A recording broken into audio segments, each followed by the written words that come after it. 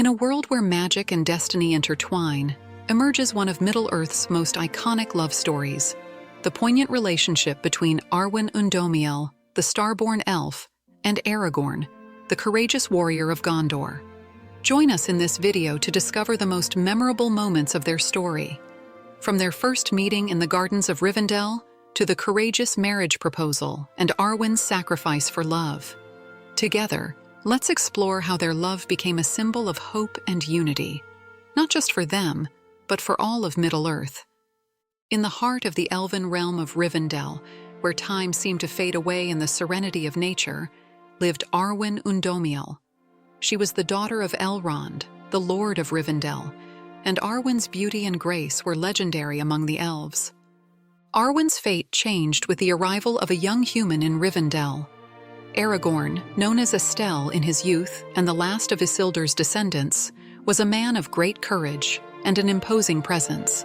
Though at that time, he was just a ranger and protector of Middle-earth, still unaware of the magnitude of his destiny. Arwen and Aragorn's first encounter was a moment steeped in magic and destiny. When Arwen looked up, her eyes met Aragorn's, and in that instant, time seemed to stand still. Aragorn was captivated by Arwen's beauty. She was more than beautiful. She was a vision of ethereal perfection, and her presence seemed to radiate a peace that contrasted with the tumultuous mission he carried within him. Arwen, in turn, felt an instant connection with the young human. Though no words had been spoken yet, there was a silent understanding and an attraction that transcended words. Arwen and Aragorn exchanged brief, polite words.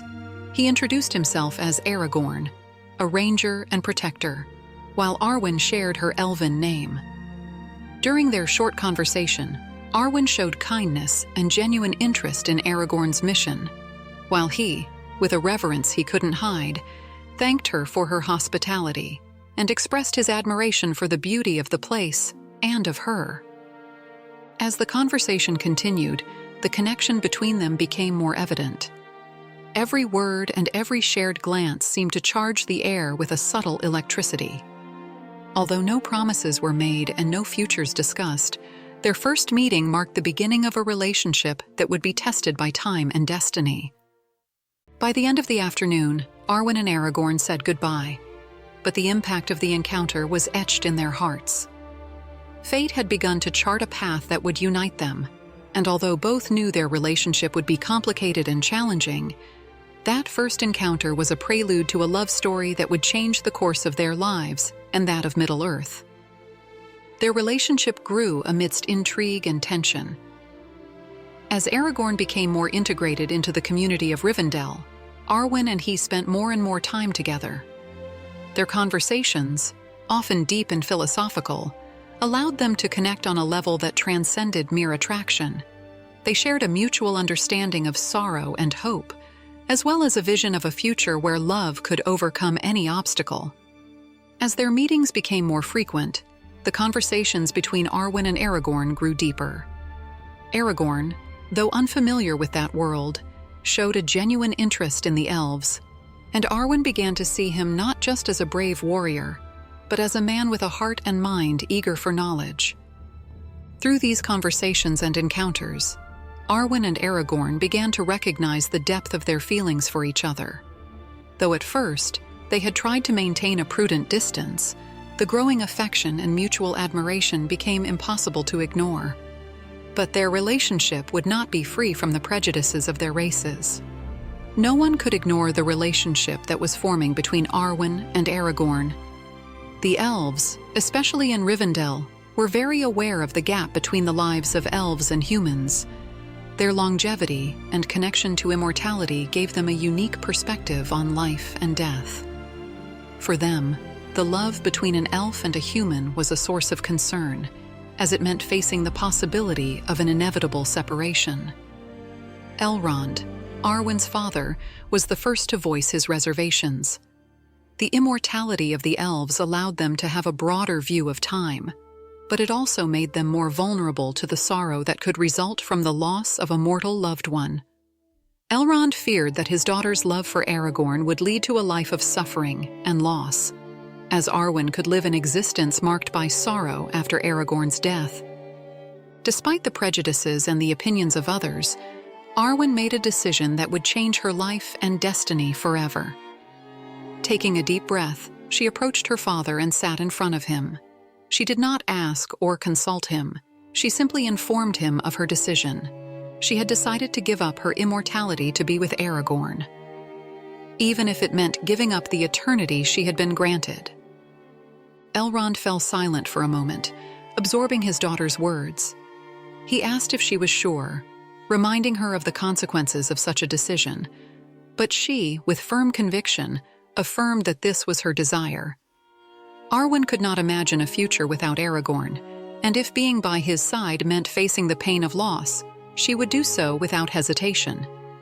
She would rather live a short but full life than an eternity without him. Elrond looked at Arwen with a mix of sadness and pride, and aware that he could do nothing about it, he wished her peace and happiness in her new life.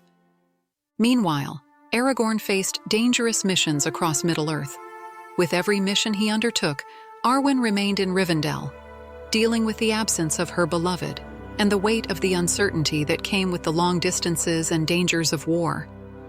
The physical separation was not only an emotional challenge, but also tested the strength of their commitment and the resilience of their love. During this time, Arwen kept in correspondence with Aragorn through letters and messages sent by elven messengers. These letters were moments of great significance as they allowed them to share their thoughts, hopes, and fears, and stay connected despite the distance. In his letters, Aragorn recounted his adventures, the dangers he faced, and his victories, while Arwen sent him words of encouragement, love, and hope. The sun began to set over the valleys of Rivendell, painting the sky in shades of gold and pink, when Aragorn, exhausted but triumphant, returned to Elrond's home. He had been facing dangers and battles all over Middle-earth, but the thought of his home and Arwen gave him the strength needed to return. Arwen's heart raced at the news of her beloved's return. Aragorn crossed Rivendell's gates, his presence as imposing and noble as ever, though wearied by his long journeys. The sight of Arwen waiting for him in the hall, her eyes shining with tears of joy, gave him the strength he had been longing for. As he crossed the entrance, Aragorn's eyes met Arwen's, and in that instant, all the fatigue and worries of the journey seemed to fade away. She quickly approached, and without words, they embraced each other warmly and with deep emotion. It was as if all the time they had spent apart vanished in that moment of union. Aragorn held Arwen tightly, feeling her heartbeat against his. In whispers, they expressed how much they had missed each other, thus reaffirming the stability of their feelings. In the intimacy of the gardens of Rivendell, surrounded by the tranquil beauty of the place Arwen used to visit while waiting, they shared stories about their experiences and adventures. Every word was a comfort, a reminder of their connection and the life they had lived in their thoughts while they were apart. Both of them went to the top of Cairn Amroth, from where they could see the shadow in the east, that is Mordor, and the twilight, where the elves would depart, in the west. And there, they got engaged. With tears of happiness, Arwen nodded and accepted the proposal. However, Elrond told Aragorn that he could only marry his daughter when he became king of Gondor and Arnor, the ancient kingdoms of the south and north of Middle-earth. Once the marriage proposal had been accepted and the engagement formalized, Arwen felt it was the right time to share with Aragorn the important decision she had made in his absence.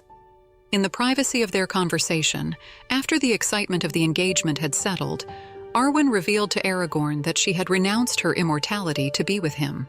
She removed a delicate pendant from around her neck and placed it in Aragorn's hands, a beautiful, radiant jewel that glowed with a soft, ethereal light. The pendant, with its elegant design and subtle glow, was a symbol of the eternal life of the elves. And this was precisely what that gesture symbolized. Arwen was giving up her immortality, leaving her eternity in Aragorn's hands to live her mortality with him. Her sacrifice was a clear demonstration of her love and commitment, a decision that challenged eternity itself to be with Aragorn. Soon, Aragorn had to depart again. His journey took him across distant and dangerous lands. He helped the Fellowship of the Ring and the forces of the West to win the War of the Ring against the armies of Mordor, and in the Battle of the Pelennor Fields, he unfurled Arwen's banner. After the fall of Sauron and the victory in the War of the Ring, Aragorn was crowned King LOTR of Gondor. The coronation ceremony was a majestic event filled with celebrations and joy, and that summer, he and Arwen were married in Minas Tirith. Their union was not just an act of love, but also a symbol of the restored peace in Middle-earth, as it marked not only the union of two people, but also the reconciliation between the races of elves and humans. With the coronation and the consolidation of his power, Aragorn and Arwen established their residence in the Citadel Palace in Minas Tirith. Aragorn and Arwen had several children during their reign. Their eldest son, Eldarion, became the heir to the throne, and his upbringing was a priority for the royal couple. Eldarion was educated in the values of justice, wisdom, and leadership that his parents represented, preparing him to assume the role of king in the future. Aragorn, known as LOTR, became a revered and respected king, and his reign was remembered as a golden period in the history of Gondor. By his side, Arwen was a beloved queen who left a legacy of wisdom and grace. Despite the stability and success of their reign, Arwen, having given up her immortality, began to feel the weight of the passing of time. Mortal life, though filled with happy moments and achievements, also brought with it the inevitability of old age. Aragorn, though also aged, remained a pillar of strength and leadership for his wife and his kingdom. Arwen and Aragorn faced their final years with dignity and acceptance. Their mutual love and commitment to the well-being of Gondor provided them comfort and purpose in their later years. When the time for the end came, Arwen and Aragorn faced death with the serenity that had characterized their lives. Arwen's transition from mortal life was a sad moment, but also filled with gratitude for the life she had lived. Her legacy lived on through her children and the kingdom she had helped build. At 210 years old, and with the weight of his age, Aragorn chose to abandon life before falling from the throne infirm and decrepit. He lay down on his bed, and after handing over the crown of Gondor and the scepter of Arnor to his son Eldarion, gave his last farewell to Arwen and died, although his body remained in a radiant glory.